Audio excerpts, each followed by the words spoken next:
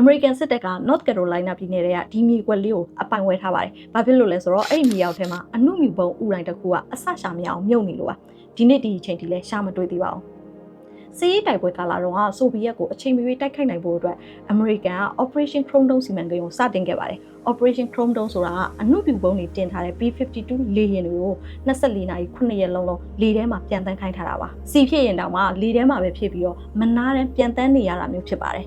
1962ခုနှစ်ဇန်နဝါရီလ24ရက်နေ့မှာဒီလိုမျိုးလေထဲမှာ12နာရီကျော်တဲ့အထိမနာတဲ့ပြန်တန်းနေခဲ့ရတဲ့ B-52 လေယာဉ်တစ်စီးက CEO ဆက်ချွတ်ယွင်းပြီးတော့ North Carolina ပြည်နယ် Goldsboro မြို့ထဲကိုပြက်ကျခဲ့ပါတယ်။အဲ့ဒီလေယာဉ်ပေါ်မှာတာမွန်နျူကလ িয়ার ပုံနှလုံးပါခဲ့တယ်။လေယာဉ်ပြက်ကျတဲ့အခါမှာအဲ့ဒီပုံနှလုံးကလည်းတနေရာစီပြုတ်ကျခဲ့တယ်။ပထမပြုတ်ကျတဲ့တလုံးကဘုံမှာပါတဲ့လေဒီပွင့်ပြီးတော့အလိုလျောက်ဘုံဖြုတ်ခလုတ်ကလည်းအလုံးလုံးခဲ့တာမလို့ပြဿနာမရှိခဲ့ပါဘူး။ဒါပေမဲ့နောက်တလုံးကလေဒီလည်းမပွင့်ခဲ့ဘူး။အလိုလျောက်ဘုံဖြုတ်ခလုတ်ကလည်းအလုံးမလုံးခဲ့ဘူး။ဘုံကိုပောက်ကွဲစေတဲ့ safety ခလုတ်၄ခုမှာပြုတ်ကျတဲ့အချိန်ကြောင့်၃ခုပွင့်ပြီးကန်ကောင်းထောက်မှပြီးတော့တစ်ခုကမပွင့်ခဲ့ပါဘူး။အဲ့ခလုတ်သာပွင့်ခဲ့မယ်ဆိုရင်ဟီရိုရှီမာပေါ်ကိုကျဲခဲ့တဲ့နျူကလ িয়ার ပုံထက်အဆ250ပိုပြင်းထန်တဲ့ဘုံပောက်ကွဲမှုဖြစ်သွားနိုင်ပါတယ်။လေဒီနဲ့ပြုတ်ကျတဲ့ပထမတစ်လုံးကိုဘုံဖြုတ်ပွဲကဘေးကင်းရာကိုရွှေ့ပြောင်းနိုင်ခဲ့တယ်။ဒါပေမဲ့တနာရီမိုင်900နောက်လေဒီအလွတ်နဲ့ရွှွတ်နွမြေပေါ်ပြုတ်ကျတဲ့ဒုတိယတစ်လုံးကတော့မြေရောက်အနက်ပြီး20ထိနှုတ်ဝင်သွားခဲ့ပါတယ်။အဲ့ဒီပြုတ်ကျတဲ့အချိန်ကြောင့်ပဲအနုမြူဥတိုင်းနှစ်ခုကတနေရာစီလွတ်ထွက်သွားတယ်။ပထမဥတိုင်းကိုရှာတွေ့ခဲ့ပေမဲ့လည်းဒုတိယဥတိုင်းကမြေရောက်အနက်ပြီး